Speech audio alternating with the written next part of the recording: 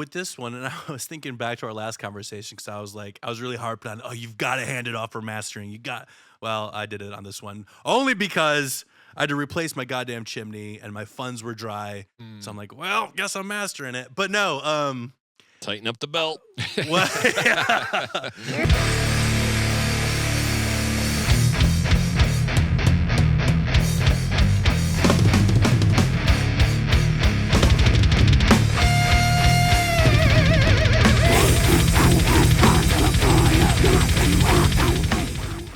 Alex Eilers, welcome back to the show. What's up? Hey, buddy. So we're here to talk about so you were on, I didn't realize what episode you were on, but you were just on last year promoting Cirque. I was, right? yeah. Yeah. That's what I messaged you. I was like, I don't know if it's too soon, but I've got a record. For you, I always tell your brother the same thing. For you guys, never, bro. Anytime I get a chance to talk to y'all, we're taking it. Absolutely. Especially because I don't get to see you very often. I get to see your brother occasionally, a little bit more than you, in person. Yeah. But we don't get to see you too much. So I see your ass every day. You're in my Instagram. To me, Sorry. it's just another day, dude. Like, here you are again. Riffing. There's Vinny. Where's your guitar? That's the only thing I'm like, where's your guitar at? Right. And we'll talk a little bit about that because I would like to dive into some of that too as well. Yeah, for sure. For sure. But we are here talking about this new record. This will come out, I believe, like a week previous. So this new record comes out Sick. 1/20, correct? Yep. Which is is that a Tuesday? It is a Tuesday. Yeah. Why a Tuesday, brother? So that started with Best Noodles in Town, my other band. For some reason, we've decided to release on Tuesdays. I think it was because we didn't want to, go up against all the Friday releases. And so you look at Monday, nobody likes a Monday, right? And then Tuesday just sort of feels like, you're into your work week, you're back into the flow of things, but it's still a fucking Tuesday. So it's like, hey, here's a nice little something for you on a Tuesday, Okay. You don't got to wait till Friday. And we're not competing with any big names, so fuck it, just drop it on a Tuesday. Why not? It gives Tuesday a lot more value. That's true. It's a pretty low value day otherwise. It's probably the lowest. Because at least Monday you can get up and start your week and kind of formulate what it's going to be. You can kind of set the That's tone. true. Monday has that get up and go vibe. Wednesday's hump day, so you're halfway through. You're close. Thirsty Thursday, you're cutting loose Friday a little early. Eve. Friday, Friday you got to party. Saturday, Sunday, obviously the greatest days that we can hope for. But Tuesday is worthless. I hate Tuesday. That's a good point. There's nothing adding valuable. value to Tuesday. Yeah, so paychecks on Tuesday are always welcome, but also new releases on Tuesdays is a great way to do it. Tuesdays always ruled for me because we always practice on Tuesdays. So I'm like, at least I get to go jam on Tuesday. So There you go, yeah. You got to give Tuesday value. Yeah. It has none. Absolutely. It has none inherently. So, There you go. yeah, let's talk about this record, bro. Absolutely. I'm just going to give you a couple things right off rip, like my first initial thoughts of it. To me, this is a very honed-in funeral language sound, almost like you kind of got your sound now that you want. We talked about your other releases, right, where we're kind of picking and choosing, you're kind of finding your way. And I thought Cirque was a good representation, but this whole album, it kind of harkens to this familiar sound that we even talked about before, but it's kind of a sound of your own now. But I will just say right off rip of this, and then if you don't mind, we'll break this down kind of track by track if you're good with Absolutely. that. I like doing that. Yeah, I like doing that, kind of just getting the whole vibe. But I'm just giving you my personal feelings up front. This is kind of a sound to your own. To me, this is very punk rock. The songwriting is very different this time. No fluff, just right into everything. There's like 4 or 5 songs that it just starts with you screaming at me, and I'm just like, okay, here we go. So I put like 22 minutes of screaming at me. Like I'm like, dude, I'll clean my room, no problem, bro. Like, and then what is strange, and I don't want you to take this the wrong way, Alex, but I do want to say this because I want to be very transparent and just say, the last time you were on, we talked about songwriting. We talked about like the use of vocals and how used very sparingly. Where I kind of feel like this record is almost opposite of everything we talked about last time. I thought of a couple of those things too. Yeah, I was like, whoops. I was like, there's no hooks. There's not a single hook on this record. Well, let me be fair. There are parts that are like catchy though. Like, you know what I Yeah, mean? Like, yeah. there's one song you're like, come on, come on, come on, come on. You know what I mean? There's parts that stick Yeah. in my head when I'm done listening to it. So there is a hook there. It's just For not, sure. you don't repeat that part 3 times in the song, right? Right. Like, there's kind of like no callbacks, but there are hooks. I would say there are hooks, Yeah. you know? I would agree with that. I would Yeah. agree with that for sure. Because I still thought it being a little on the, you know, non-repetitive side, I guess you could say, I still felt like there was a lot of catchy stuff in here. So I kudos to you for doing that. And then, of course, your vocals have grown even more, and we'll talk about that as we dive into each song. But your vocals, as always, like, are audible too. So I know what you're saying. It's not just like a bunch of verbal vomit, and you know what I mean? Like, I don't. Yeah. What the fuck is he talking about? You know. So, a lot of cool, catchy parts on this still, brother. So, good job with that. And want to just tell me just a little bit about your approach to the whole thing, and maybe even why you decided to scream at me even before the 3 count on 4 or 5 of these songs. Like, I had to go back when I listened to it and counted because it's just like waiting for the song. Right it's like there's 4.5 songs that do that out of the 8. So that's so funny. You know, I like to get to the point, you know? Yeah. I think the ADHD hits a little too hard sometimes, and I'm just like, I don't have time for an intro. I don't have time for an outro. I don't have time for an interlude. Like, I want to get to it. And I think so that's one reason, but I think another reason too is just the way I write the songs and like map them out. It doesn't really, and I could rework them, but I just think, you know, for me, I write a certain way, and that really sort of lends itself to just starting the vocals right away. I think it works. Like I said, I don't want to wait too long to get to the sauce. I don't have, you know, because a lot of times you can start the song with like the melody of what the hook is. Well, I don't have a melody and I don't have a hook, so let's just get to the point. That's perfect.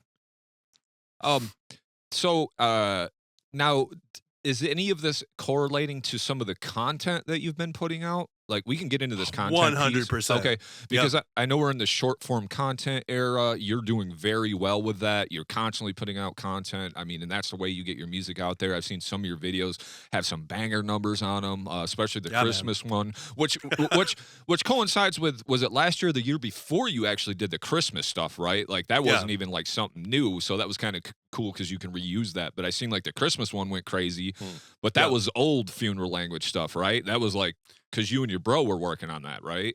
Yeah. So I did revive 2 of the old songs, and I did like a duet with a buddy on the old stuff. But the one just popped off that was newer, and people were like, "Where's the Christmas album? Where's the Christmas album?" I'm like, "Gotta go to my Bandcamp. Got the old stuff there." But it's funny, and you know, I said it last time, but I'll say it again. Like, writing those songs a couple years ago was really the turning point. Because when I sat down to write those, I'm like, I'm only doing this for fun. I just want to play something that is ridiculous and fun. I'm like, okay, well, let's keep that going. And so that kind of like takes us into sort of when my content started ramping up. I, you know, like anybody else, I went through trial and error. And, you know, I did things that I thought would pop off, or, you know, I did like covers, and I did like funny things, and then after the Christmas songs, I'm like, I really just need to be sitting down with my guitar and having a good time. Like, that's all. Like, I just need to be me with the guitar. And that's when I really started to see like connection, because I was finally being like genuine. So that's when I really found like my niche, I guess, with my videos, is just sitting down with the guitar, and once I write a killer riff, I try to record a video for it pretty shortly thereafter. So I'm still like stoked on it. And just rocking out, you know? And then I found that all of a sudden I had these collection of riffs, and I'm like, fuck, like, I got to turn these into songs now. And I want to say all of the songs on this record started from, maybe all but 2, started from a riff that was like content first. Okay. So yeah, that was a huge part of it. And you're approaching that like that? Like, as far as like, I need to make content, or you write a riff and you're like, I'm just going to make content out of it kind of thing? Yep. It's kind of both. Okay. It's like I know I need a riff, or like I know I need to write some music, so let's pick up the guitar and write a riff. Or if I go a couple weeks without content, it's like, well, I need some content, so let's figure out a riff. So it kind of helps because it keeps pushing me, whether it's the content piece or the I just need to write a riff piece, to just keep on producing music. Alex, I have a question for you here. You're Sure. writing these riffs, and then they're going out to the world as content before they're even maybe a song. Does that make you a little bit nervous? Like, oh, I'm putting all these riffs out there. There's not even a song. Listeners don't even know what they're going to get. Or are you worried that listeners, like, they've already heard it, they're not going to be as interested when they get around to it, coming around to being a full song? I would say that's my number one fear with Okay. this record, because there are two parts in particular that have done really, really well. Okay. It's the breakdown in the song Bailey Rubin and the breakdown with the Chapel Fire in the song Rain Check. Okay. And I'm guilty of it. Like, I don't know if you guys got the Almondsville song, well, the AC's broken this shitty truck and the radio stations fucking suck. Like, that part popped the fuck off. And I got so used to hearing it that when I listened to the song, I felt like at first, now I've listened to it enough now where the whole song fucking rules. But at first I'm like, I just want to hear the hook. I just want to hear the hook. I just want to hear the hook. So I think when people hear these songs, they'll skip to Bailey Rubin and then be sitting there for 2.5 minutes waiting for the breakdown. Yeah. And it's like, do you fuck with the whole song? You know? Yeah. I think the whole song fucks, but like, I think I run into this very real possibility that people might be like, it might not meet their expectations, because whether we like to admit it or not, we build up an expectation around what the rest of that song, what we want it to sound like how we want to get to that breakdown or how we Right. want to come out of that breakdown. Like, I start singing after that breakdown, you know? And Right. people might be like, what the fuck is this? I mean, I'm still screaming in the background, but I think about that a lot. I think I want people to love the whole song, and I think I've done a good job writing around those parts. Because like Bailey Rubin, for example, I wrote that song based off of someone's Instagram comment. They were like, I want a dun dun dun ee breakdown. And I'm like, I could do a dun dun dun ee breakdown all day. So I wrote that. And then I wrote lyrics that were just like off the cuff, just because I wanted to hear something over it, just to kind of start to feel it out. And then I never changed it. And then I built the rest of the song around this like breakdown. So I don't know. I hope people fuck with the songs, but I almost understand if they're like, you know, I just like the TikTok better or whatever. Who knows? We'll see. Hey, as long as they're still kind of like checking your stuff out, right? Right. For mean, sure. Yeah. End of day, it's still eyes on your content and you're creating it and it's your art. So whether they just like the one breakdown or they want to go hear the whole song, maybe there's a good percentage that will go check out the whole song or the whole album for that matter. I mean, especially at 22 minutes. You want to tell me a little bit about the 22-minute thing? Is that just how it all kind of came together? Because I felt like Cirque was a little more fleshed out. Was it a little longer than that too? 9 minutes for 3 songs, Let's I see. think, right? Right? Yeah. That's Okay. that So, seems right. so they Yes. were on average, I think they were about 30 to 40 seconds longer than what you're. Wait, no, this is 8 songs. They're about the same, I think. I was gonna say I usually write between 2.5 minutes to 3 minutes. I usually don't go over 3 minutes. Okay. Makes sense. But I do want to go back to one thing real quick. Sure. Is that like I don't think I'm catfishing anyone with like those breakdowns, right? Rain Check and Bailey Rubin, because a lot of the times you'll hear a song and be like, "Well, this fucking rules," and then you go check out the record and it was the outlier. You know what I mean? It was the one song that had the heavy part or had like the cool whatever part, and then you go check out the record. It's like, okay, well, none of these songs sound like the thing that hooked me. But I think, and tell me if I'm wrong, like I think if you hear those breakdowns or that part with the Chapel Fire and go check out the record, you'd be like, okay, this tracks. Like this all makes sense. Like this sounds like what I was expecting it to sound like. Yeah. So that's my hope. I'm not catfishing anyone. Yeah, your content. I don't know why it keeps doing that. What the fuck is that? It's like it weird. takes a minute to catch up or something. I don't know. Yeah. But yeah, your content. If you know watching your content and then listening to the album, you're not going to get two different things. You know, Yeah. You know, it's very cohesive. And like I said, right off rip, 22 minutes. It's a very honed in record. It's a very focused. This is the sound. This is my sound. You know, you don't. There are a few reaches on here, and we'll get into that as we start coming through here. And I want to talk a little bit about that because there are a few things came to mind. But yeah, I don't think you are catfishing. I think you get what you get with the funeral language, or as far as this band goes, right? So. But yeah, so we come off, you said you don't have a lot of intros or anything, but like you kind of do have an intro on this record, right? Inhumane. Yeah. Yep. Yeah, that definitely is like an intro song. Like that was its purpose. It was the last song I wrote. I knew I wanted to just come out screaming my head off and just like nailing just like single single notes, and just the cymbals just fucking going. That was pretty much the entire point of that song. I think it's like a minute and a half.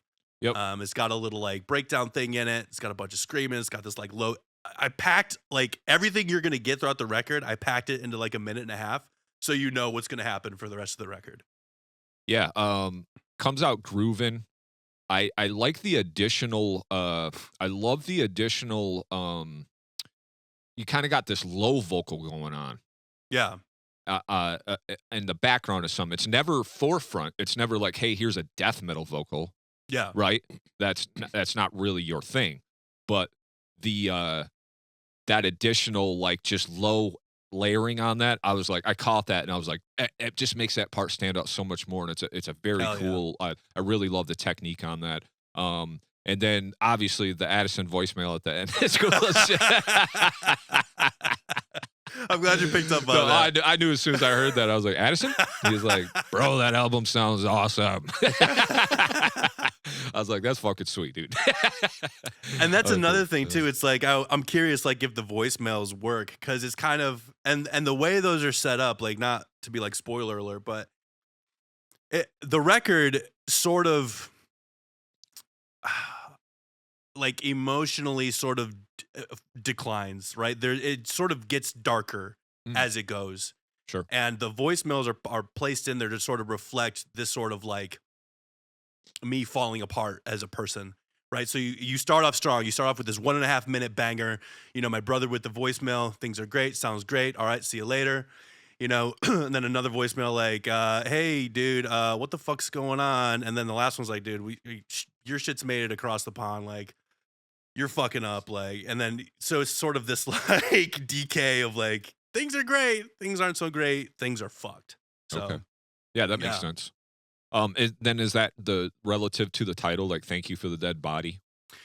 Oh, for sure. That's sort of a tongue-in-cheek sort of reference to, I sing a lot about just, I don't know, being a piece of shit or feeling like I'm a piece of shit or feeling like a hollow shell of a human being, and sort of like just a nod to all the folks and things along the way who have sort of helped with that sort of feeling. So sort of a sarcastic kind of take on that.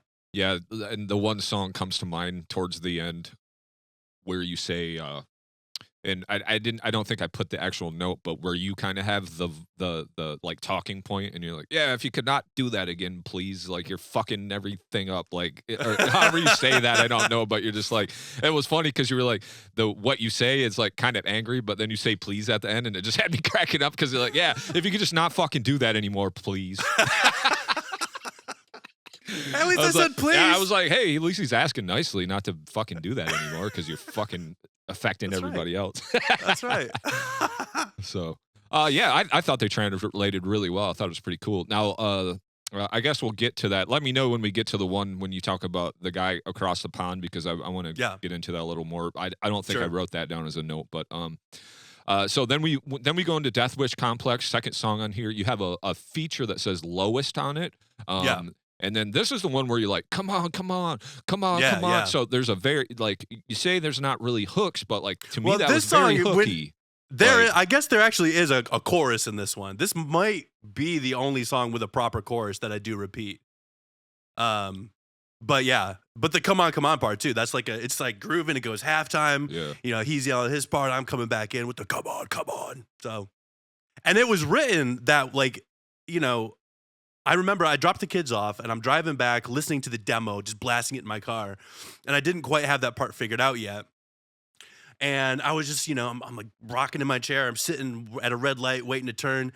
And I just started yelling like the come on part. I was like, that's got to go there. That's got to go. It's just fucking like, it's just, oh man, dude, I was just feeling it. I'm like, if I'm feeling it like this, like it's got to go on the record. It's just fucking like, it's just, oh man, dude, I was just feeling it. I'm like, if I'm feeling it like this, like it's got to go on the record. Yeah. Come on. Yeah.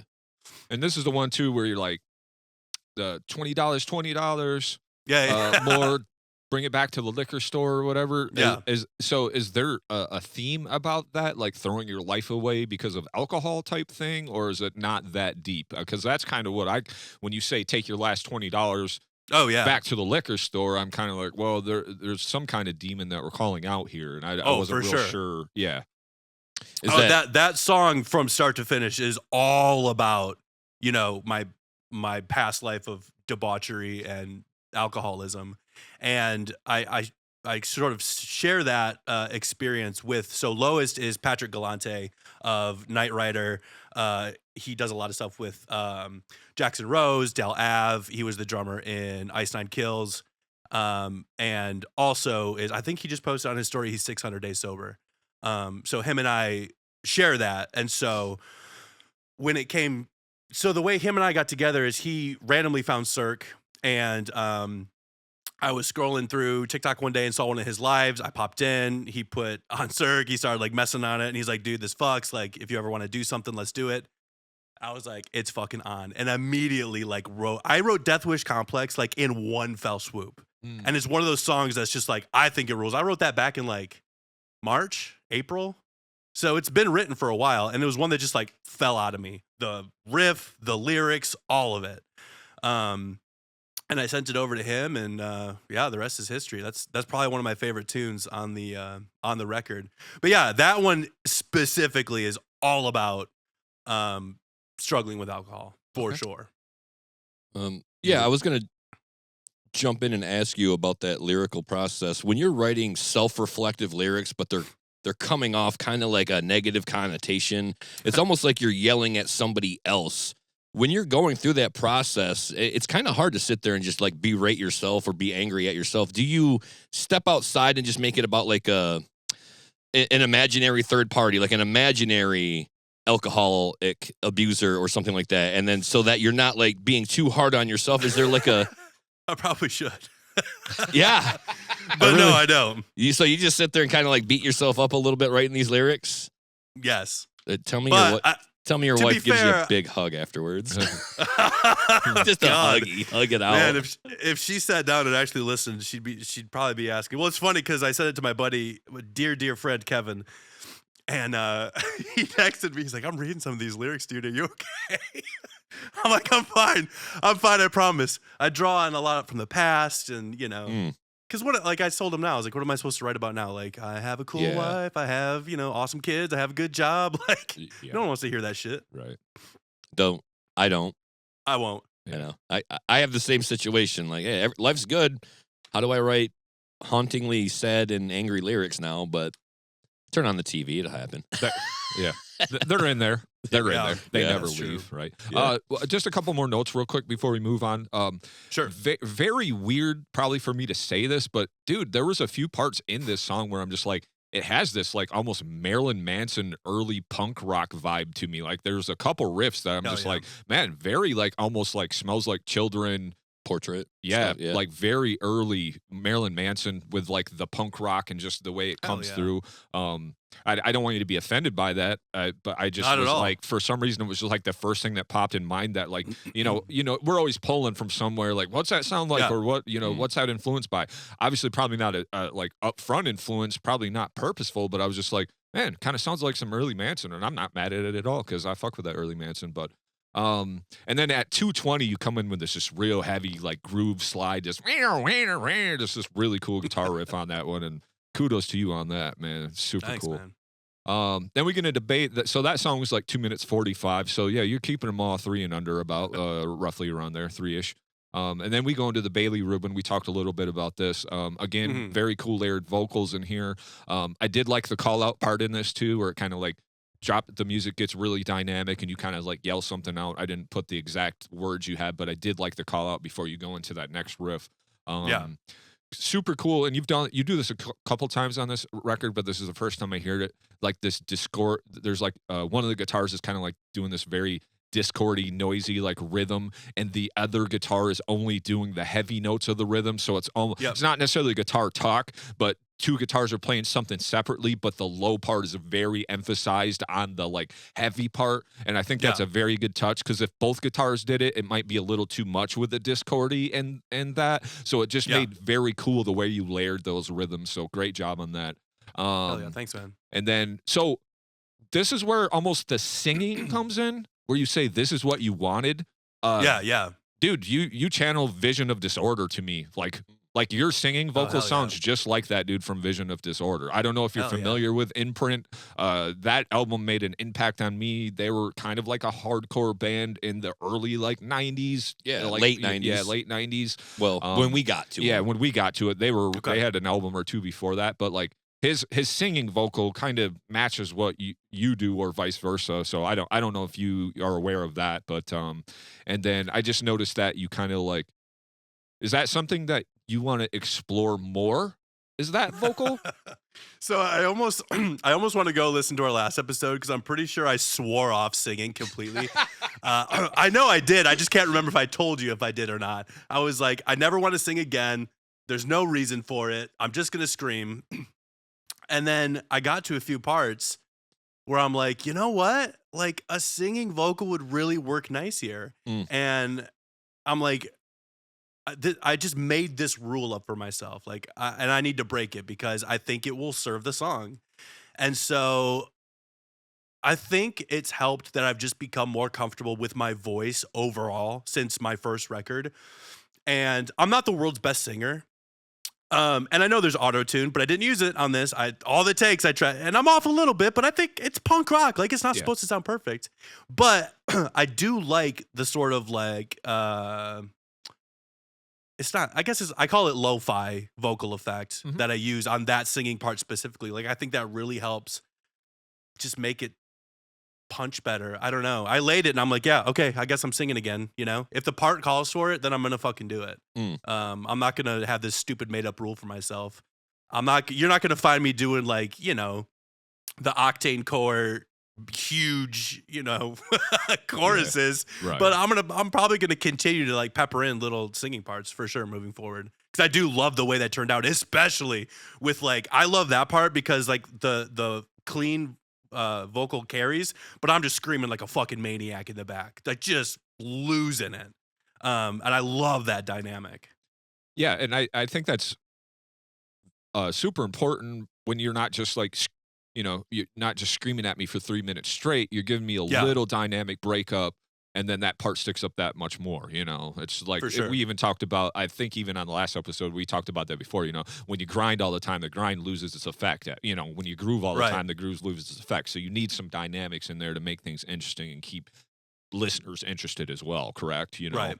So, and I think that's like, that kind of speaks to why the songs are maybe a little bit like shorter and the record's shorter. You know, I'm not going to sit here and do this to you for 45 minutes. Like, I don't want to listen to that. Like, it's a nice bite-sized, you know, 22 minutes. I can sit there and listen to it and not feel completely exhausted by the end. Because most of it is, you know, it starts and it doesn't really like let up at all. Right. But there are some nice breaks in it. Whether it's like the voicemails or some singing parts. But it's, even if that didn't exist, it's short enough to where you're like, okay, that was a great little chunk of music. And I don't feel like, you know, my ears are bleeding. Yeah. We've, over the years of listening to like album of the year content, you know, you're going through the whole year, you're discovering all these bands. One that we discovered was this band called Gates to Hell. Been high on that album this year. It came out. And you know, your stuff kind of reminds me of that in that respect, where you just compact it and down to 25 minutes and it's all just like piss and vinegar in your face. Maybe a little bit of, you know, peak and valley in there, but by and large, it's just like a 25-minute onslaught. And you don't need peaks and valleys in a 25-minute onslaught. You just need to just pop up for air real quick, and then you go right back under for 2.5, 3 minutes. Because if you're not going to give me a progressive metal album, I really don't need 45 minutes of funeral language, right? You'd be like, that could be 3 albums instead of 1. And that's how like I consume music too. Like I was just having this conversation. I don't want a record that like starts heavy and then gets mellow and then gets heavy again and I just want, if I'm putting on a record, I either want it to stay heavy, stay mellow, I don't know what it is. It's really like become apparent to me in these last couple of years that if I want heavy, it needs to start heavy and stay heavy. Or if it's like, I really just listen to like Drug Church and The Story so far, day in and day out, honestly. But I know exactly what I'm getting, and they don't stray from the formula. You know, I want to know exactly what I'm getting and stick with it. You know, I don't want some like sonic journey. Like if I'm in the mood for heavy, it's got to be heavy. If I'm in the mood for someone singing pretty to me, I want it to stay that way. That's why I love the band Nails, because it's like 16 minutes of fuck you. Dude. And that's why I'm just like it's just crusty in your face, fucking grind, just in your, I'm just like, and then after 16 minutes, I'm good. Like I got that out of me. Like I don't need 19 minutes of it. I don't need 25 minutes of it. 16 minutes, you got me captivated, man. I can listen to it and I'm happy. You know, I got that out of me. Absolutely. And, shit. So on this Bailey Rubin song, though, I did notice, and this happens a few times on the record, and I didn't know if this was a choice. At the very end, this like cymbal rings out for a long time. Like it's kind of like, yeah. And I don't know if that's like intentional. I don't know if that's, you know, what I do like about it makes it sound very live and kind of like in the room type thing. You know what I mean? But it happens a few times on this album, and I don't know if that was just something that it just happened to be there. The cymbals, the last thing ringing out, or the pacing of it all is all very, very intentional. Okay. I mean, I sat down and tweaked like how every song will move into each other. You know, I spent time like trying to feel like the listener. You know what I mean? So when one song ends, like yes, some songs go right into the next one, but some I wanted it to feel like, okay, I have a second to chill. You know, and a second is really it, or 2 seconds. Yeah, that's all before it is. It kicks into the next one. Yeah, I just thought it was very interesting because these are still programmed, right? These aren't, you know, so the same way, and you can't tell. I mean, we live in a world anymore where it's just like if you're gonna say like I'm not gonna listen to it because of A, B, and C, like where there's so many tools and so many things, you don't know what's real. You don't know if it's a real amp. You don't know if we don't know. It's just cool music. God, who gives a shit, right? Like never crosses. Yeah, you're starting to get real in the weeds if you start caring about that more than the music itself. And like, I was thinking about this earlier too. I'm just like, you know, because me personally, I want to buy a Kemper because I just don't want to haul around a big ass tube amp anymore. Oh yeah. And I'm just thinking like, does it really matter if it's cool and it sounds good? And it's like, what is it, like 0.2% of the people are going to stick their nose at it? Oh, it's not a real amp. Like, fucking, who cares, dude? Just is it good music or not? Like, right. Who gives a shit? I'm 0.2 people. If you don't have an amp on stage, I'll probably put my nose up there and be like, where's your amp? I mean, I will have an amp on stage. It's just I don't want to carry a big head and a big rack. Yeah. I'd rather just carry the rack in my cabinet, and I got 2 things to carry instead of 3. And then the fucking 6505 weighs 56 pounds, and everybody looks at me like, yeah, I'm not grabbing that for you. Thanks. Want me to help you carry equipment? Accept that. Thanks. Get the singer. What's the singer? Yeah, you won't find me turning your nose up at you. It just makes sense at that point. Yeah, absolutely. And then we go into A Rope Two Ways, 2 minutes 52 seconds. This one's just full of energy. This one, very cool. Like there's one where you hit this long scream in here that's a little longer. It's just like a belt out, and that was kind of a reach for you as far as like the lengthy screams. You know, a lot of your screams are very enunciated or have a rhythm to them, or you know you're hitting the syllables right. But this one you had this very long scream, and then you kind of come in with this like. I don't know why Sam Kinison like came to mind after that. After the long scream, you'd like, wow, like do this kind of. I started barking, dude. I was barking. I just seen Sam Kinison standing there doing that, fucking making that noise. I love that. Which, if dude, that was one too. That was completely just off the cuff. So I do that long yell, and there's nothing going on, but just like, the drums are just going, I'm screaming, and the next thing the guitar does is dun, dun, dun. And when I was screaming, I was like, fuck it, I'm just gonna go and I was like, it stays. Nice. I know for our younger audience, they're like, Sam Kinison, who the fuck is that? But look him up. It's me, I'm the younger audience. So. Yeah. Oh, you don't know who that is? Famous comedian? I can't Sam think of who that Kinison? is. Oh, okay. From From the 80s. Yeah, He- 80s famous comedian. He was a bigger guy, short, and he had like the kind of a beret-ish looking hat. He had a weird looking hat he always wore. Okay.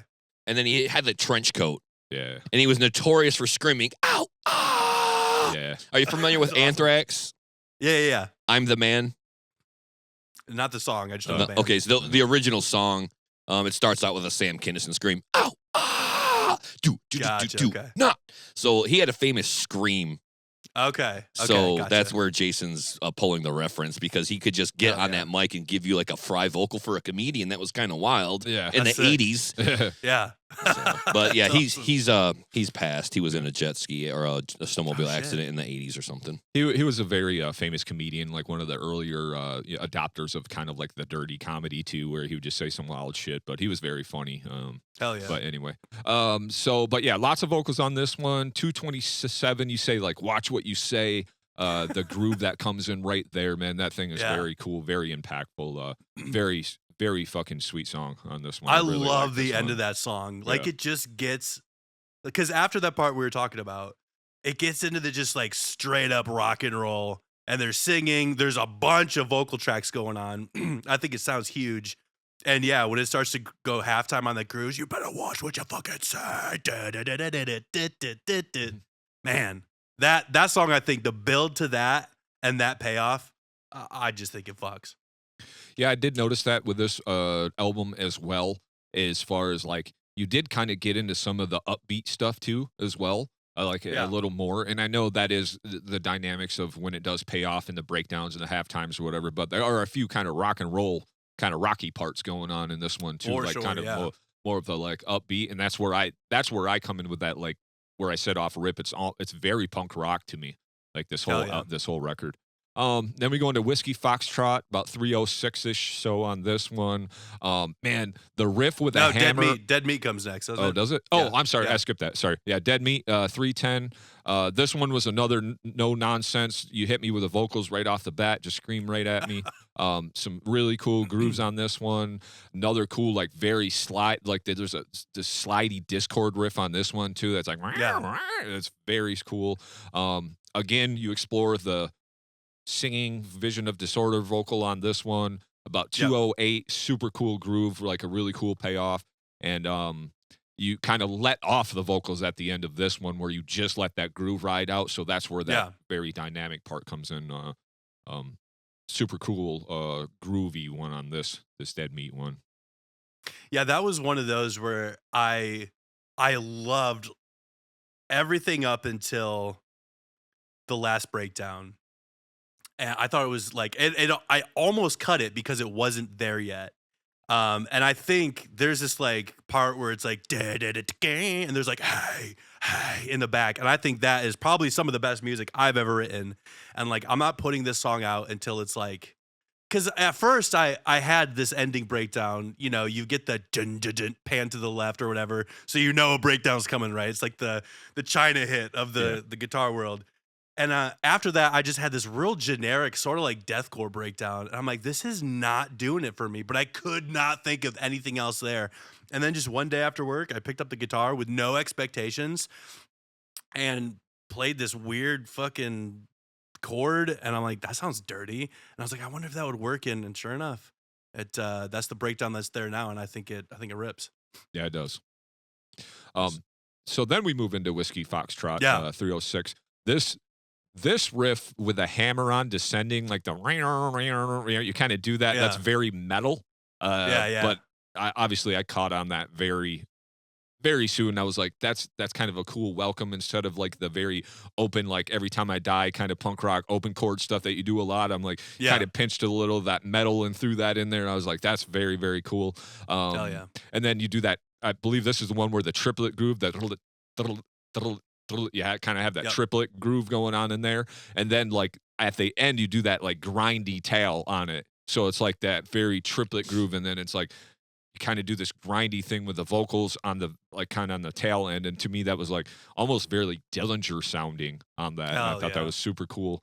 About 228, you add in like and maybe it was before, but this is the first time I noticed it. You kind of add in like some cowbell or woodblock in the background, like just a conk, conk. You give me that little additional rhythm in the back, and then like at the very end, it's like this very bluesy punk rock riff that was kind of interesting because it's kind of like bluesy, like feeling full, but it still kind of got that punk vibe, and I thought that was a very cool riff as well. That was a little different from like the norm or your style. So you're constantly adding in very interesting things. So I appreciate that. That's a stadium riff right there, man. Yeah, that's a stadium riff.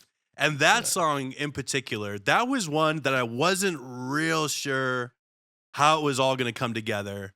There's a lot of different things going on, and I think that's the sleeper track. I think the more I listen to it, I'm like, this song fucking rules. Just the way it moves, the vibes change. You got this really dark, grindy, like bridge, I guess.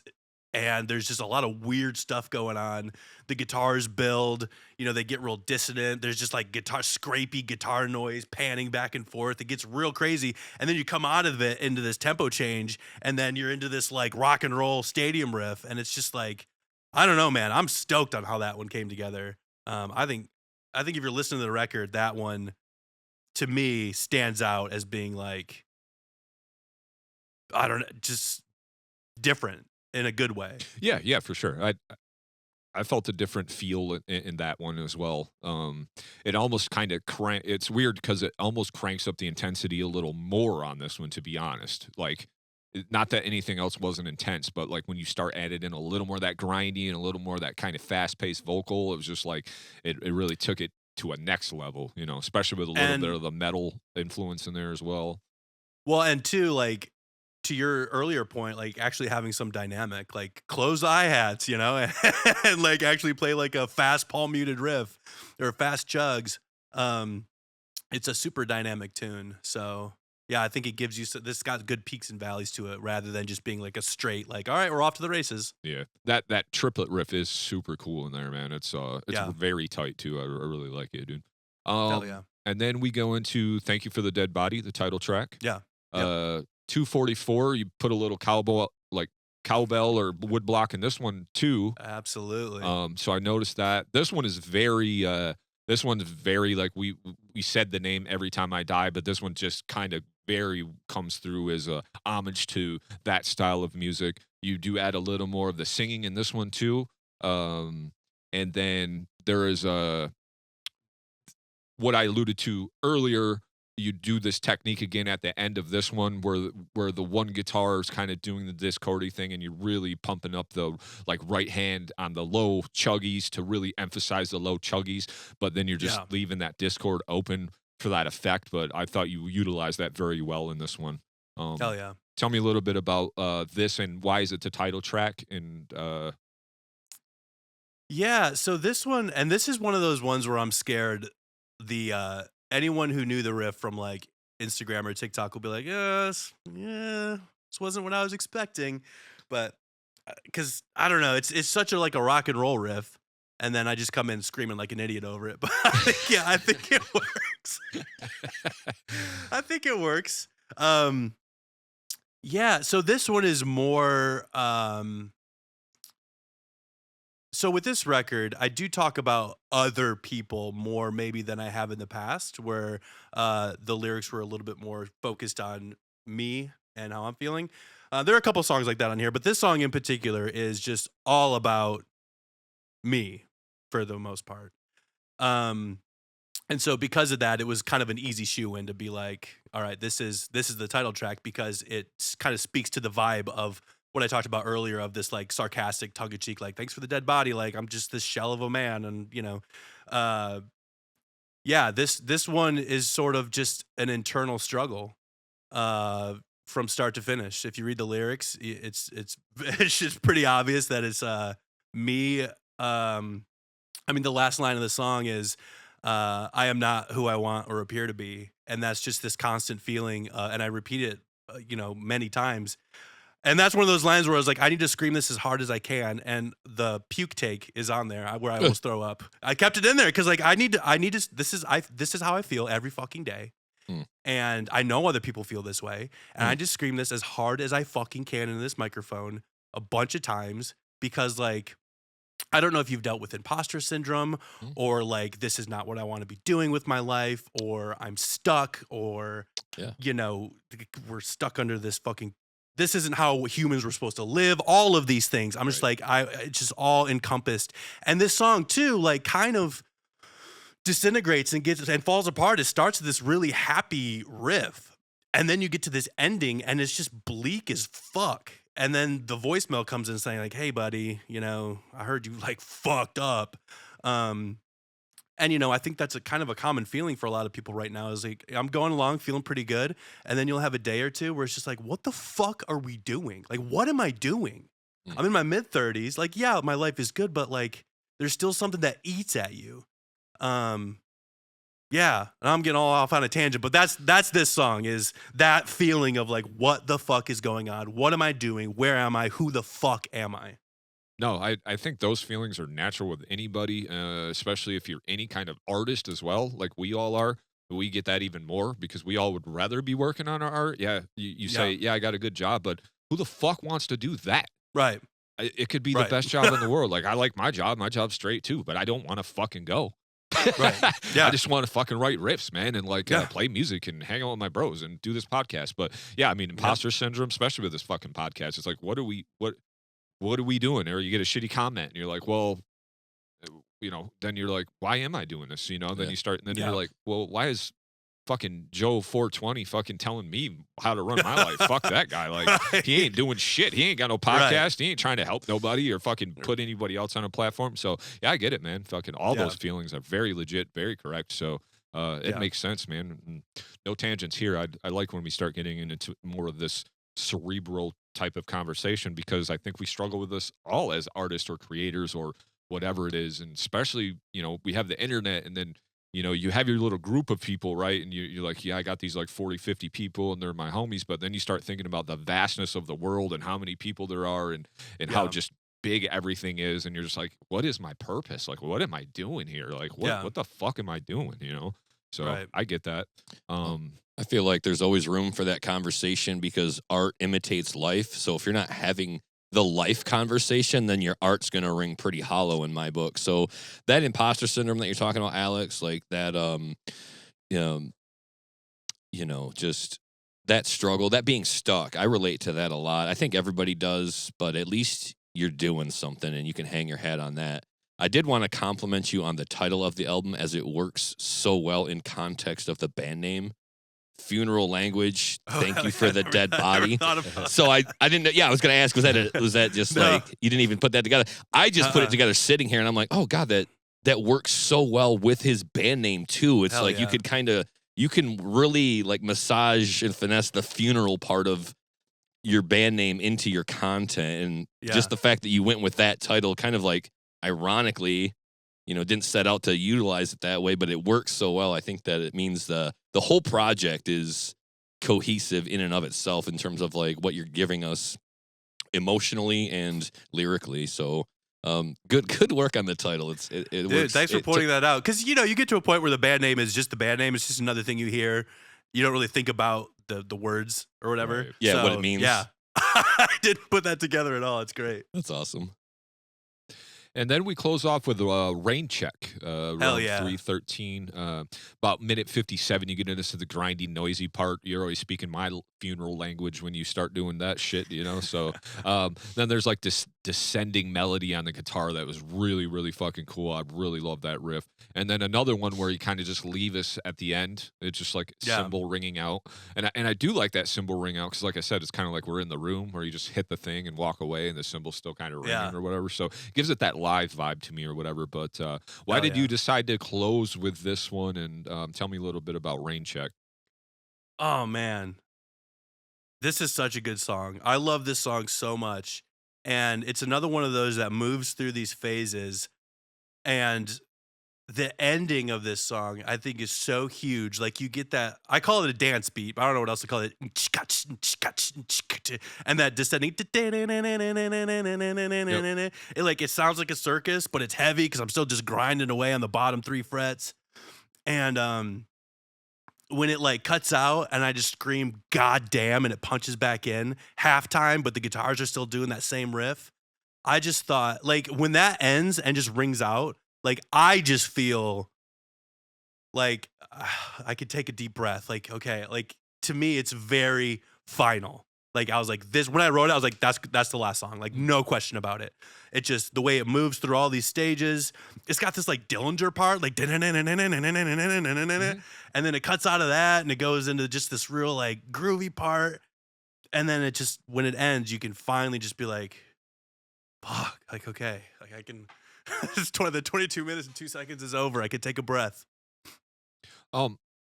Just moving back a little bit, what you on that voicemail about like across the pond or whatever, is that like a homie? Is that someone you know? Is that someone you met? Yeah, like, that's my buddy Vince, who did me a solid. So it's Vince on that one. The one prior to that is my buddy Mitch, and then obviously my brother on the first one. But yeah, I wanted that to use those specifically because of, again, like, I don't have a lot to write about now, but man, my past was a mess, and I was kind of a just shitty person.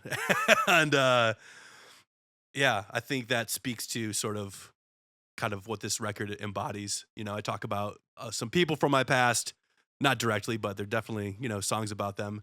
A few about myself, and then just Rain Check is more about, I tried to steer away from doing too much about politics. Even though there's probably more material now than ever, I think we're all just kind of tired of it. But Rain Check is definitely talking about how fucking stupid MAGA is, and I don't even. We could probably just leave it at that. Yeah, but but yeah, I forget what I was going with that. But yeah, I tried to not, because my first record was like super political, to where I think it's easier for me to get behind songs that are a little bit more personal. So I tend to try to write a little bit more about like me and my relationships now, but had to get anti-MAGA one in there for sure. Okay, that's good. When Fuck you them. write these lyrics about your past and how you were then, is there some sort of coming out the other side of it in the lyrical content? Like, hey, you're gonna make it, or you're gonna be okay? Do you try to filter it through a little bit of the you're gonna land on the right side of things, or are you just straight up attacking your past self, like that that person should have never existed and fuck that guy? It's just purely assault. It's a personal assault. There's no hope. Even though I guess I'm living the hope. But yeah, when I'm doing the lyrics, I'm just like, I just try to be like in it, and there's no like there's no positive spin on it, which I don't know if it's a good thing or a bad thing. But yeah, I typically don't try to think like, all right, well, there's all this terrible shit, but yeah, it doesn't happen. Yeah, it probably wouldn't make as much sense too when you're writing angry music for 2.5-minute songs, and then you're like, but it'll be okay. You made the album, clearly it's okay. Especially with what you just said, Nick, earlier about, I mean, the title is funeral language. You're not going to be like, it's going to be okay. It's like, no, we're at the fucking funeral. Fucking this die. shit is fucked, bro. Right. We're fucked. We're all going there. So, and then before I kick it back over to Jay, I thought it would be a good time to maybe ask about the developing relationship between you and Chapel Fire. I know that's something that seems to have grown, become stronger, a little bit more tagging back and forth. He's got a strong following. I like what you both do. A little bit similar, a little bit different. You throw a little bit more humor, I feel like, in it, but he does as well. But that's a great collaboration, and I kind of wanted you to take a minute to talk about that, how y'all connected and what that looks like today and how it came to the collaboration. Yeah, I love Ryan dearly. He is a dear friend. I think we speak almost every day. And if we don't, it feels weird. Was it March that his home in Liminal Spaces TikTok and Reel like just popped all the way the fuck off? And then so naturally a lot of our comment sections sort of turned into, people tagging him in my videos, people tagging me in his videos. And so I think I hit him up. I can't remember who hit who up, but we started with the Every Time I Die cover. We did a Bolorama, and then just kept sort of chit-chatting. And when it came time to do his EP, he asked me to be on the song Unforgiveness, which turned out fucking sick. And then I knew I wanted him on this record. And then when I heard that sort of back and forth idea in my head on Rain Check, I was like, this obviously is something that I want him to do. It gets to a point where I'm like, are they sick of this yet? Like, No. because I think it works so well, and he's so easy to work with, and like I said, we're dear friends, and so it's just become this partnership where it's like we've joked about doing like a funeral chapel EP where I try to write a song like him, he tries to write a song like me, and then we do one song together, like a little 3-banger. I think it would be fun, but we'll see. Here for it. I'm Hell here for yeah. it all day. Absolutely. Yeah, he is wildly talented. And so for me to write a song in that fashion might take me a little bit, but I'll fucking try. I think you're perfectly capable of it, but you guys have great styles. I'd love to see that collaboration come to a real fruition in a serious capacity, man. I know you guys live in opposite states and cities in the country and stuff, and you'd have to do the whole file sharing back and forth, correct? But yeah, I would love that collaboration more. Like, I'm not sick of it. Anytime I see you guys working together, I'm like, oh, this needs to happen more. So I agree. It's a great relationship of peers right there. I love it. It's one of those things too, and I've had a buddy like this in the past. Me and my friend Jake used to write music together, and I didn't know him. He was a coworker of my sister's, but I remember he found me through her. I sent him a track. He screamed on it, sent it back, and I was like, I have no notes. This is perfect. This is great. Your voice is great. And then we continued. We had a project called A Proper Burial. We also had a punk rock or a pop punk project called Maris Crane. So we've worked together a lot. And he's just one of those guys where it's like, I know I can send him something, and I know I don't have to worry. I know it's going to come back good. I know I'm going to fuck with the lyrics and, whatever else. Same with the Chapel Fire. It's like, we don't know. We've never met, but like, I know I can send him something and it's going to come back fire, and I don't have to worry about it. And he's easy to work with, and he's smart, and he's talented. And I mean, literally nothing but good things to say about him. So I would be shocked if we didn't do something, like the funeral chapel, whatever sort of EP. I would be shocked if something like that didn't happen. Yeah, I'm sure it will. I'm looking forward to it. Hell yeah. So speaking of collaborations, I know the last time we talked, you were talking about this might be something that you would love to get together live. Is there any motion on that, or because now that you're getting some views and getting, some eyes on you, obviously that helps too, like draw some other musicians in. So is this something that may come into play for you? I know you were also tossing around the idea of like just wanting to sing and then not even wanting to play guitar, or because it would be hard to have someone else sing your lyrics type thing. Yeah. So what does that look like? Is there any changes in that department? Yes. So I guess this is kind of a good benchmark from like the last time we talked to now. So I'm looking at I got a 5150 and an orange. So I've got the rig. I've got my rig here. I've got a tube screamer, just got to get a noise gate and a tuner, and that's good to go. So live rig I've got. And then when I'm really thinking about it, I knew I wanted a drummer who obviously just fucking ruled, but just beat the shit out of the drums and had the right vibe. Like I'm more interested in having someone who meets like the vibe criteria than if you can just like rip the kit. Like I don't care. I want you to hit them hard. I want you to beat the fuck out of your cymbals. Like that's what I want in a live show. And I'm just like thinking. I'm like, it's got to be Dane. It's got to be fucking Dane. So I hit him up. I'm like, dude, I know you are like more than busy, but if I were to get Funeral Language off the ground and like it wouldn't be a lot of shows, but would you be interested? And he's like, fuck yeah. So Dane on drums, Addison on bass, and then me on guitar and vocals. I just can't relinquish either. I have to do both. And so because of that, I've been trying to like learn to scream and play these songs. It's fucking hard, dude. I'm getting there, but man, it's a lot. It's not just, you're strumming chords, and it's fuck, man. Well, So I've got my work cut out for me. You're screaming your ass off nonstop. That's the other thing. Yes. There's no breaks. It is a nonstop screaming. Yes. So I'm gonna figure it out. It's gonna happen because this record specifically, I mean, it's a live. These are live songs. Yeah. There is no two ways around it. Like these are live fucking tunes.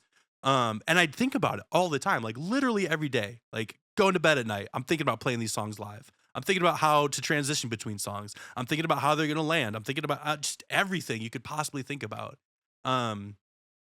So if I don't at least play a show, I would be doing myself a huge, huge disservice. And actually yesterday I was talking to a good friend of mine, And I was telling her, I'm like, I need to just like book something for like June or, give myself a few months. And so I know I have something to work towards to force myself to do it. So that's a possibility. But what we'll see. Yeah. We all want Dane in our bands. You all I what? tell him that. I said we all want Dane in our band because fucking I tell him that all the time. Every time I talk to him, fucking we talk frequently, and I'm just always like, remember, I'm here. Yeah. I've imagined things. I've for sure. imagined asking Dane to do drumming, and I've practiced my stuff. I'm like, this would be fun with Dane. But yeah, absolutely. He's a great drummer. I literally think about him when I write some drum parts because like I stole a lot of stuff for my own playing from watching him play in Dies. Sure. So it's just kind of funny how it all worked. And the other thing was I was like, I don't have like, well, I guess I do have the time, but I don't want to put in the time at this point to build that trust. And like, it's Dane and Addison. Like, I could close my eyes and stand in a corner and know that set's going to go great. There's so much trust there built in already, right? I won't have to think about it. They're professional as fuck. They know their instruments like the back of their hands. And so I can just focus on doing my thing instead of doing my thing and being like, is he going to hit? Is he going to hit the part? Is he going to do it? Is he like, that's the last fucking thing I want to worry about in that setting. Yeah, it gets old, man, real fast. Yeah.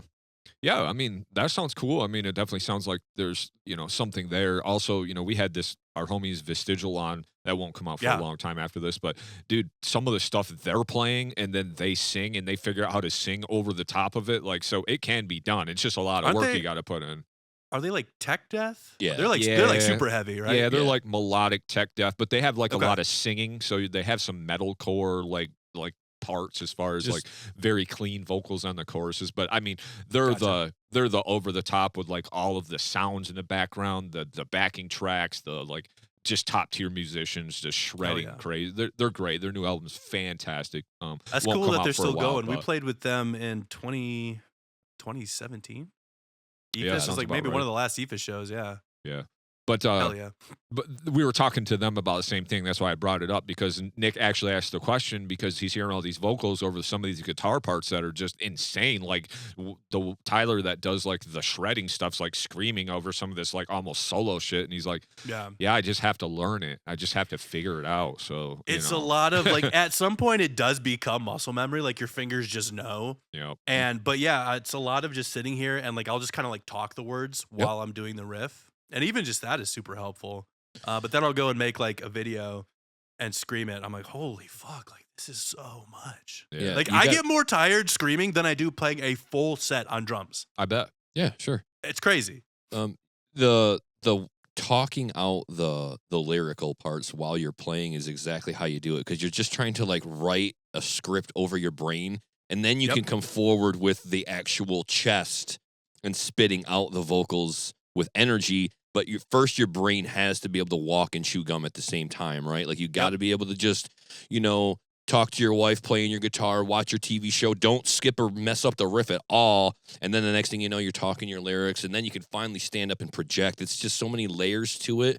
You got to, you got to be so good at your guitar parts, and then you just got to be able to do the second thing on top of those, and then finally progress to like doing it meaningfully with the full chest. It just, like you said, it takes time, and if you're doing it, you'll get there. But I think it's one of the hardest things too, especially when you start looking at not just playing like single notes and one string, but if you're forming chords or if you're jumping, string skipping, like, you have to spend so much time walking and talking and doing that thing to be able to do it live on stage. It's a lot. I think of songs like Death Wish Complex and Thank You for the Dead Body, where it feels like I'm using every fucking fret. I am all over the place. I'm like, this seems absurd to try to do, but I'm going to fucking do it. All right. Mark my words. You can do it, dude. Yeah, you will. You're awesome, dude. You can do it, man. So, we talk a little bit of live. We talk about this album. I'm kind of curious because, this album's 22 minutes, and we kind of talked at the beginning about the content piece and how that's kind of the big piece, especially when you're kind of, I guess you could just say solo musician at this point, right? Because it's a project, right? It's not necessarily a thing yet or whatever, right. And you're not, when you write it, you're just like, hey, I'm programming this. This sounds cool. This is my guitar part. This is my vocal part. And that's all easy and fine and dandy when you're in the studio. But you cranked out 22 minutes. Now, is this going to be like before the end of the year? Are we having another 22 minutes of music ready for next year? Do you have any like plan in your mind as far as like every year I want to release 22 minutes, or are you just feeling it out? Or what does this process look like for you, like going forward? Because yeah, this is a lot of work, and once you get it mixed and everything, you're like done. But I know Yeah. sometimes it's hard. It's just like on to the next. So what is that? What does this process look like for you, and going forward? What are you kind of thinking about? Yeah. That's a good question. I think it's one of those things where it's like, as much as maybe I might want to leave it alone for a while, I just won't be able to, because I just have that nagging sort of feeling that I constantly need to be making something, or else I just feel like shit. Like, it's funny, just in these past, maybe month or two since I've been like, okay, the record is done, and I'm not really working on anything. I feel, I don't know, like cooped up, like uneasy, like I need to be doing something. And so it's just that outlet for me. And so I kind of feel like I probably won't put out a record in 2026, but who knows? I Yeah. might end up in this scenario that like I was with this record, where it's like, okay, I have all these like riffs, let's flesh them out into songs. Then before like that, it seemed like I think I had 12 songs coming into this, and pared it down. Almost put out 9, but one just wasn't ready. So they were all just ready to go and came together pretty quickly. So I don't know, man. I say that, I want to focus 2026 on learning the songs, getting together with other musicians and playing them live. But I wouldn't be surprised if I plopped out a record in 2026. Sure. And I know some of your time's taken up with Best Noodles, right? Yes. And so, yeah, we're trying to write another EP in early 2026. So, yeah, we'll see. We'll see what happens. If that feels like it's scratching the itch, if that's enough, or because it's two very, very different sort of, what's the word I'm looking for? I guess outlets for me. Like I play drums very differently in that than I would write for funeral. Like I don't like playing funeral language songs on drums. I just don't like it. It's not interesting. It's like I just rather hold down the pocket and play powerfully in that style of music than freak out on funeral language stuff. So yeah, we'll see. We'll see what comes of that, and if it feels like it's scratching the itch, then we might just roll with that for the year. But I've got a sneaking suspicion that come like February, March, that I'll be writing songs for the next record. Yeah, especially if you're doing the content thing, where it's like I write a riff, put the content out. Next thing you know, you might have 50 riffs, and you're like, well, I got to do something with this because I can't just have 50 single riffs sitting around. Right. Because then you just have 50 riffs that are just sitting there, that Yeah. are just TikTok riffs, which Right. are cool, but at the same time, end of day, it's still your art, and you're like us in very similar ways, where it's like we kind of want to put it all together. It needs to be Yeah. something, right? It needs to be a package. It needs to be, like we want to flesh these songs out. So What's nice though is about like the ones that I like deem good enough to put online, I can go back. Like there's one in particular. It's like I called it like E-Tid meets Dillinger. It's a killer riff, and I just have this like library of riffs that I know are good, instead of going into Reaper looking through God knows how many. And what did I even like name it at the time? You know what I mean? To where I can pull up TikTok and be like, okay, let me revisit that riff. I have them all in this nice little package of this library of riffs that I think are like pretty fucking good. It could probably be a song. So selfishly, I like making content for that reason. It's a nice place to sort of store all the really, really good ideas. I think it's very important, recording the riff. But for me, a lot of times I'll video myself doing the riff too, because I have like minutes upon minutes of riffs in my phone too. But I need to like remember how I played them too. Yeah. Because sometimes yeah. you just get that idea. So that probably helps too with the TikTok thing. At least you can watch how you played it Yep. too. Because like Yep. you can pull up I can pull up a file of riffs, and I'm just like, that sounds cool, but what the fuck notes Yeah. are those? Because like, Yes. what was I on that day? Because I could have been on some shreddy shit. I could have been, and I'm Yep. like, I don't even know. And you're a half step off, and you're fucking with this riff forever because you're Right. like, that still don't sound right. Right. So, Yep. I've also been trying to get in the habit of getting right into Guitar Pro and at least writing the notes down real fast too, just so I don't Oh, like nice. completely slip. Yeah. I'm not going to transpose the whole thing because I don't really know how to use a program like that, but I'll just be like, yep, that's 8 on E and 7 and 6 on A. So I kind of know, at least in the ballpark. But the video is very important just to not lose those riffs. So I can see how that could be helpful. I had to use that for Bailey Rubin specifically. I forgot what like dissonant chord I was using in one spot. And I thought I was playing it right because I had to go back through and like do some like touch-up guitars at the very end. I'm like, I do not remember what that specific dissonant chord was. I pulled it up on TikTok and sure enough, it was there. I was like, thank you, God. Yeah.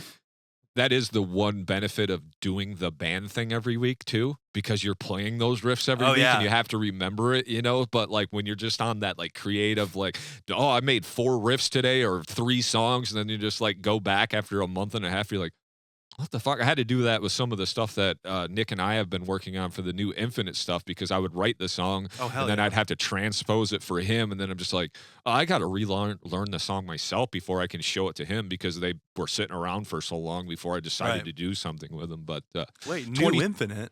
Yeah. So 2026, that will change. I got a bunch of stuff. I updated my Superior drummer with some new kits and some new MIDI, and I got so many things. And we're working on a new Infinite, but I'm going the funeral language route myself this upcoming year because I just want to be able to put out a bunch of music. And instead of doing something like playing a video game or something, like I'm like, man, I'm a musician. I want to sit here and like really develop my craft this year and get good at playing. So I'm going to be I don't know what that's going to look like, but we do got a batch of songs we're working on as well. But for me, I want to do just a lot of collaborations. I would like to do like, I got a lot of musicians we know through the podcast and just, from forever we've been doing this. So just be like, man, I want to put a project together that's kind of like, I want this guy on this song. And like, it's got some kind of collaboration with a bunch of people. I just think that would be a cool, like community project, almost like the Roadrunner type Michigan, like thing where it's like, I know all these dudes, like, let's have them do something on my song,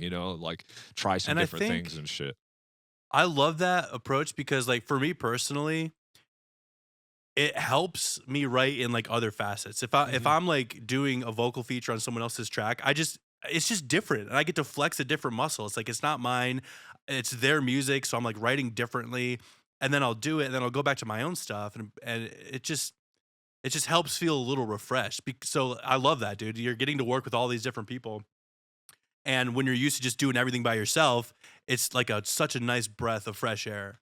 Like when Ryan sent over Unforgiveness for me to do my part on. Like that was so much fun. He sent me the lyrics and gave me some like creative liberty with my delivery. And man, I just like belting that out was like the last little push I needed to finish my record. Because, I'm hearing my own songs over and over and over again. It's like, Jesus, like, okay, like, it gets to a point. So to, like, break it up with someone else's music and someone else's idea and someone else's vision, it's super helpful. So, I think you're going to have a lot of fun, dude. That sounds sick. I think you got to put down your own project from time to time. I do. I got to walk away from it, let it bake, come back to it, hear it again with fresh ears, having heard several different things because you can sit there, like you said, every day. And then you stop kind of hearing it for what you want it to be, and you're just hearing it for what it is, this unfinished thing that you need to somehow make better. I think it's super healthy to get involved in other people's music. So the idea of doing a project with a bunch of people, that could be super fresh. Because then it's just constantly passing the plate around like, hey, you put your spice in, and then we'll take and keep adding to it. So Jay, make it happen, Jay. I'm going to. That's my goal. I just bought a bunch of shit. I got all kinds of stuff. I'm ready to go. I have everything I need, and just we're in that file sharing world anyway. So I just thought it would be fun. And like you said, for me, instead of just writing the way I write, because I write completely different in Iron or try to, but you still see hints of that of the Infinite stuff we've done. The Infinite stuff, I write like it's infinite stuff because that's how I write and been writing for so long. So now if I want to do a project with Eric Stroud, who isn't just crazy black and death metal weird shit, it's like, oh, I got to like approach this completely differently because I would like to do something that appeals to him on this song, right? But I just and then you end up stepping your own game up. You're like, okay, so I've got to learn like this different sort of technique or whatever it is. And sometimes I feel like I need to do that. Like I've never been big on learning other people's songs, but sometimes I'm like, I really should, just because it's going to open up more doors for my playing. So yeah, man, I'm stoked to see what comes of that. Yeah, I'm pretty motivated this year to get some Fuck things yeah. together. Love it. I want to ask you, bro, because you're doing all the production too, and that's such a huge part of all this. Like writing the songs is one thing, but getting this, I mean, it sounds great, but getting them to sound good and be transfer your ideas out there. What did you learn on recording this entire project, recording it, engineering it, producing it on the production side? What did you learn on this that you didn't know before, or some new ideas that opened up for you going into this production wise? Yeah. So with this one, and I was thinking back to our last conversation because I was really harping on, oh, you've got to hand it off for mastering. Well, I did it on this one only because I had to replace my goddamn chimney and my funds were dry. So I'm like, well, guess I'm mastering it. But no, Tighten up the belt. well, but I think it turned out really good. I mean, it sounds like me. The Oh, that's record great. sounds like how I would want it. My biggest thing, so after Cirque, I totally revamped like my template in Reaper. So I started I redid all the drums. I mean, they sound pretty similar as they do on Cirque, but I think they sound a little bit more realistic. Like I redid all the mapping and all the processing, and I wanted a little bit more room sound, like specifically on the snare. I needed guitars to be a little bit more present than they were on Cirque. So I spent a lot of time on drums and guitar. And then really the last thing was I never really thought like the Fab Filter. I was like, why is a plugin that expensive? Like, there's no way it's that good. Yeah, it turns out they're that good. They are. It turns out they're that fucking good. They are. Because when I put Pro Q and Pro L on my master bus and started to dial those in, I was like, these just sound so fucking good.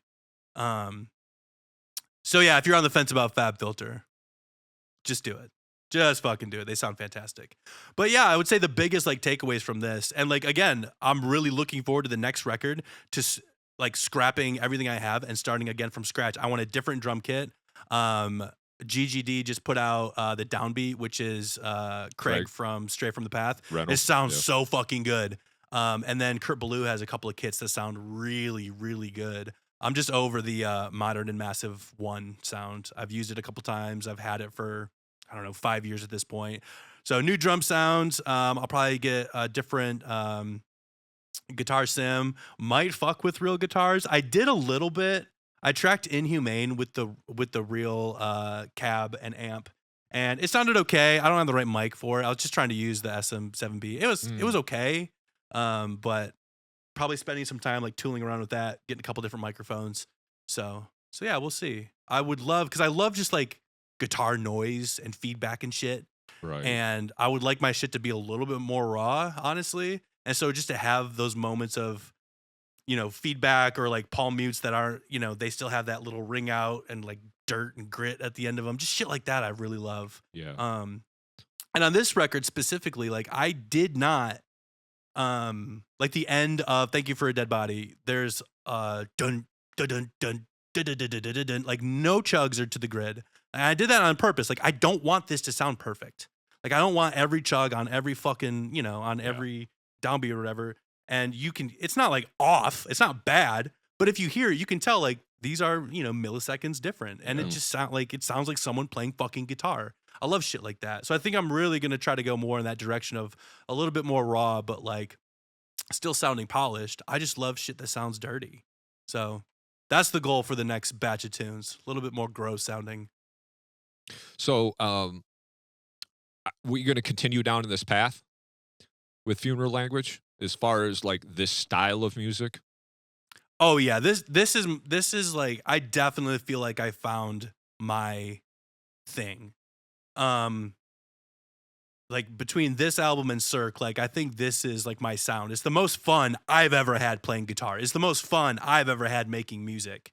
And I think I can, I have this a base of these, I call them circus riffs, but E-Tid riffs, party riffs, whatever. But you take songs like Whiskey Foxtrot or Rain Check or whatever, I can sprinkle in elements of other genres, like that fucking Dillinger shit in Rain Check, or there's real, I don't know, almost a death metal riff in, God,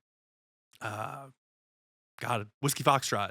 So yeah, I think I'll stick with my bread and butter, these sort of like party riffs. But if I'm feeling particularly, heavy one day, there's nothing to keep me from writing some like black metal parts or, Right. super hardcore parts or whatever it may be.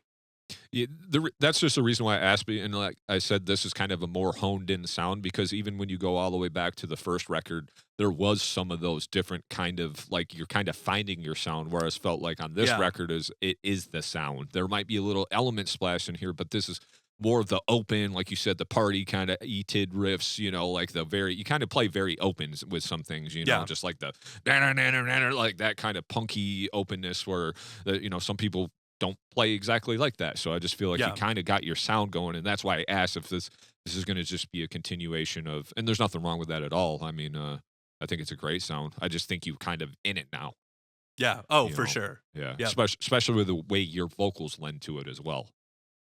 Oh yeah, absolutely. Yep.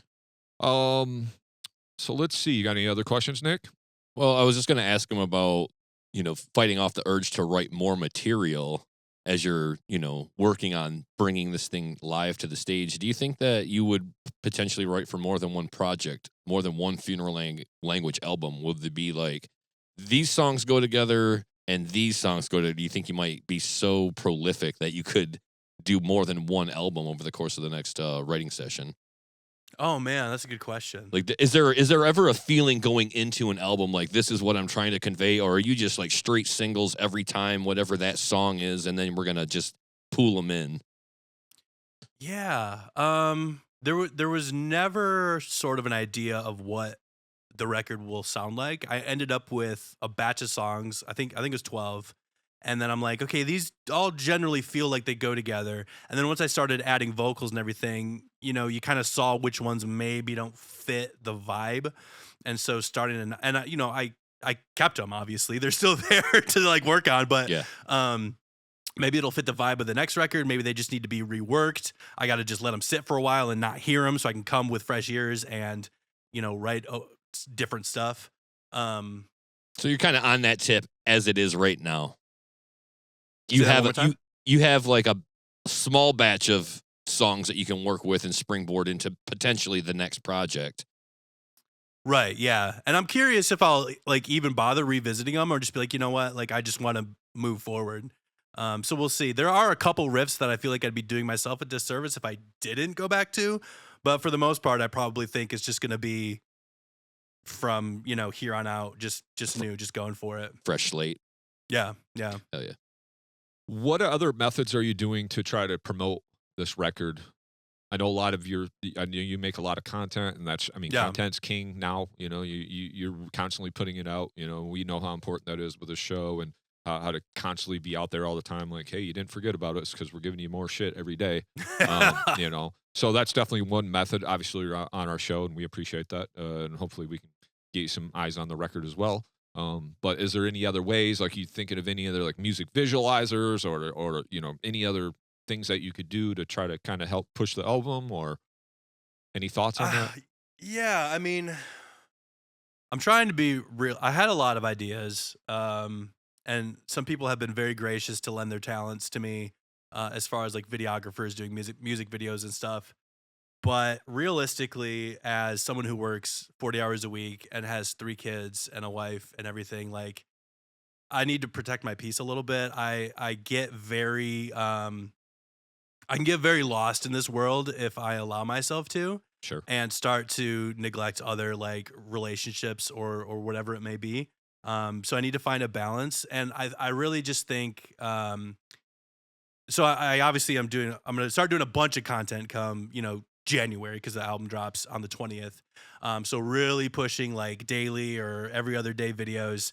Going on. So this podcast and a couple others. But that's probably it, honestly. Just because it does take so much time. I am just one dude.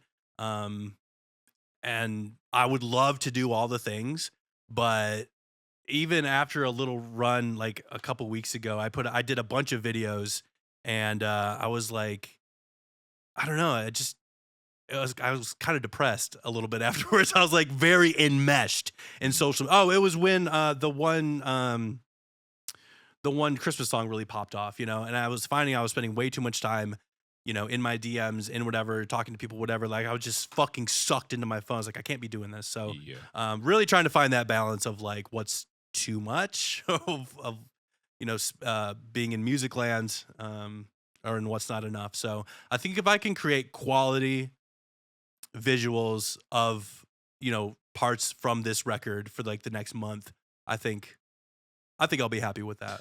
Yeah, that's I think fine. it'll work. I just didn't know if maybe you did a full playthrough. I because you thought can do that about with your phone. You could do a full for sure. playthrough. Or you could do a guitar playthrough, just that. Or you could do just the vocals, or you could do, a mesh of two. You could do you doing the vocals on one and the guitar on the other, however that looks. Because, I thought about doing more long form content for like YouTube. Right. Because for whatever reason, like YouTube Shorts is like a world of its own. I don't know if y'all post to YouTube Shorts, but like. It's give and take, man. It's a tough world. You got to post shit that people know about. It's hard to post bands that like we cover that are just kind of on our level, as far as like locally and stuff, because it doesn't really get a lot of traction. People only care about stuff that's like, if we talk about, like, we have this one video we talk about Nothing Face. I get comments on it three a day still, and it's a YouTube short about Nothing Face. But that was like kind of a big band back then. But it's just all about what you're talking about, because it's hard to get people that don't know about bands on YouTube Shorts, because it's, you get that 2 second, it's got to be something I know, because if not, I'm scrolling right past it. It's bitch. Just so funny to me how it's just so different. It like, is. TikTok and Instagram, they seem to perform pretty similarly. I do better on Instagram, but man, Shorts is just like, I get between 1,000 and like 2,000 views on everything, no matter what, and maybe a comment to 3 comments. That's it. Ever. So I'm like, okay, maybe long form is the move here, like full playthroughs, like talking about my process. But then I'm like, do I really want to fucking do that? Yeah. Not really. YouTube's a hard game, man. Yeah. Especially because it's a search engine. So a lot of people are searching for things. So it's hard to be like, searching for the Metal Maniacs podcast unless I know about it, right? Or how to whatever. And we're not doing how-to videos, really. We talk a little, we could make a little one because we ask you how you do this process, that, you know what I mean? Like, in a weird relative way it is, but it's not like how to change a flat tire type shit. You know what I mean? Like that, that's the stuff that people are looking up because it's a search engine, Yeah, so, that's a good point. Yeah. That's where it gets weird when you're doing metal. Or just put how to in front of everything you release from now on. I just hope one of them sticks. How to funeral language. Yep. Good hack. It's a good hack. How to funeral language. Pick up your guitar after you've drank 800 milligrams of caffeine. That's the how to. That's it right there. Scream your balls off. Yeah. Scream your fucking balls. I will say that's the one thing that's like really surprised me lately is how much people fuck with my vocals, which I'm stoked on. Because like it's what I've really probably put the most, like, I've had to learn my voice the most over these last couple of years. And so on these last batch of videos, like the Bailey Rubin breakdown, and I did a cover of Memphis, Will Be Laid to Waste by Norma Jean. And people in the comments were just like, dude, like, what's your vocal team? How are you getting that sound? And I'm like, I don't have any technique. I just fucking yell really loud. I make sure to use my chest and my belly for breaths. I'm not using my voice. Like, I could scream like that all day today. Ooh. And by tonight and tomorrow, I could talk to you like this and be fine. So I know I'm jealous of people who can like fry scream and shit. I think that sounds cool. But sadly, I'm not one of those folks. So if you're watching this and you want to know how to scream like me, you got to get really, really fucking loud. It's uncomfortable. It's unnatural to be in a quiet space like this and just like scream your head off. But once you get over that, it's on, baby. I worry because I got a big living room kind of, and the voice will carry through not just the house. I feel like it'll carry through the neighborhood. So if I'm walking around my house and I'm yelling about who knows, let's just say football. Let's say the Lions suck. The Lions. The Lions. I don't think you have to say let's say, but yeah, they definitely suck now. Out of the playoffs, you suck. But I yell. Like sometimes I just yell at the TV, like, what the fuck? I'm afraid the cops are gonna get called. Do you feel like that? Or are you like secluded enough in your little studio hole? Because Not really. I get what you're saying. Because I yell and I'm like, ooh, I don't want the neighbors to take this out of context. Sometimes I'm just being comical too. Like I'm just being I'm being hilarious for the sake of my wife and my kid. Yeah. But if you're next door, it sounds like some maniac screaming at his family. But we're just having fun. But I do worry about that thing. Like, you do got to get good and loud. I've wondered. Our house isn't the most soundproof. So I've wondered if the neighbors could hear me because they're out on their back patio a lot, like, just hanging. And I don't know. No one's called the cops yet. They know I'm in a band. Okay. So I think that helps. But man, it's got to be pretty fucking loud. What I should do, I should take my phone and like set it out by the garage or something. Come up here and scream and see if it picks it up. Because I'm sure you can hear it. Or like I know come like 4 o'clock the mailman comes. So I don't want to be screaming around then because he's the one like walking up to the porch. You do. And if he hears me going off saying like, screaming and swearing and everything, probably going to think it's a domestic violence situation. You should do it in the living room in a bathrobe or a towel. It's all set up like fire, the chapel fire, just screaming in the window. Screaming. Now it's gonna happen. Now I am gonna get called. Yeah. Or like I'm gonna be sitting here and the citizen app is gonna go off and it's gonna be like, man screaming in his house. Like, what the fuck? Oh, it's me. 10 feet away. What the fuck? This was actually going to be one of my final questions, and I know we had talked about it before on the last pod as well, so I don't mean to be redundant, but like, it must be an ego thing. You kind of got to just get over yourself, huh? And just scream, right? Because like you're thinking of like I'm like Nick and I did the vocals for the last Infinite record here. And after a while, you're just kind of like, well, I guess the wife's just going to have to hear us do this 52 times, make some stupid noise in the mic. Because it sounds like total dumbass dog shit when there's no other thing. That's the only thing you can hear, too. You're like, what the fuck is that noise? Like, why do you keep doing that? Right. No, it was very odd, I think, for my very first like venture into recording with someone else in the house. So my wife and kids were here. And I was working on this deathcore project called Don Denver. We had a couple songs out, and I was like, all right. I was like, I love that band name so much. And I was like, okay, well, I'm gonna go upstairs and like do this thing. It's gonna be really fucking loud and really weird. She's like, I don't care, like truly. So I was like, all right. And ever since then, getting over that hump of like being able to scream while someone else is in the house has been huge. The amount of times I've needed to get something done and people had to be here was pretty often. So to be able to, because nobody, it's fucking awkward. Yeah. Like I'm sitting here in dead silence making God knows what kind of noises, high screams, low screams, just yelling my head off to the point where I'm like almost puking, right? They hear all of it. But they're cool with it. Kids love it. Nolan, my son, he's very into it. Nice. That's awesome. Hoping to pass the torch a little bit there. Yeah. So but it is like you got to do it, and you just got to get over the awkwardness of someone else hearing you and just the awkwardness of being that loud in a quiet space. I would think it's easy to get over that if the family's supportive and they're not making you feel silly and awkward. For like sure. You come out of the room and you're like, are they going to tease me? Are they going to call attention to it? Or if they're all just like hunky-dory cool, it doesn't even affect them, then that makes going into that studio situation easier every single time you do it. Like, they don't care. They don't mind. Care. If the wife's if anything, always like Nolan is down there just like dying to come up here and party with me. Oh, yeah. But I mean, I'll go back down there and they'll just be doing their thing. Like I wasn't even up here. Yeah, it's great. Yeah, the support is like unbelievable. My wife doesn't necessarily like this kind of music, but the support is like I could not ask for more. Yeah, you don't not ask. Sorry, I was gonna say you don't have the wife, the partner. They don't have to enjoy the music. They just have to be supportive. That's all it is. Yep. Like I never expect. I wanted to get her on this record actually. I heard this one spot where I wanted a female vocal. And she was down to do it, but it got to a point where I just wanted to be like, I'm done with this thing. I want to stop recording stuff. So, but maybe on the next one. Yeah. Because I hear these parts where I'm like, I want to get her to scream. I don't know if you guys fuck with like heavy female vocals. Like I love the high pitch, like sounds like someone's dying female scream. It's like I'm gonna bring it out of her. I'm gonna get it. Hell yeah. That's my goal for the next record. They're like, what's mom and dad doing up there? What the fuck? Thought it was weird This before. isn't right. Now they're both up there man. making some wretched noises. What the hell is going on? Well, shit, brothers, anything we missed or anything you would be remiss if we didn't talk about your record or funeral language at this point? No, I love that we went through it track by track, and it truly is just like 22 minutes of getting punched in the face, which I think is a good thing. Some people need it.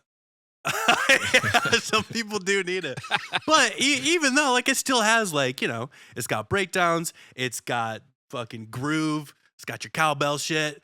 So if you're like into the Every Time I Die stuff, you'll definitely dig it. But there are these like really huge parts to it. I think like at the end of A Rope Two Ways, like that rock and roll riff, the end of Whiskey Foxtrot, it's a fucking stadium riff. So yeah, I think if you got 22 minutes to spare and you're into rock and roll and heavy shit, then give it a shot. Hell yeah. Well, with that being said, man, that's a good way to close it. We appreciate your time. Hell Thanks yeah. for coming on the show, man. Fucking love you, bro. Fucking you're always the homie to us, and hopefully we'll see you bring it to a stage and in the near future. Please. Yes, you will. Yeah. You'll be the first to know if I head up to. Actually, someone was trying to get me to play a show in March in Grand Rapids, so that might be a little soon. But who fucking knows, man? Who knows? Yeah, get Dane the resources, and then get your brother the other resources, and make it happen, brother. Yeah. Fuck yeah. Hell yeah. All right, man. Well, take it All right, easy, bro. fellas. Peace. Later, Happy Alex. New Year. Peace. Bye. Thank you so much for checking out the episode. Be sure to hit that like button and give us a share. Yeah, and if you enjoyed our podcast today, please give it a rating on your streaming service to help us gain some exposure. And if you really enjoyed the show, please give us a follow or hit that subscribe button and come hang out with us every week. And remember, keep it metal.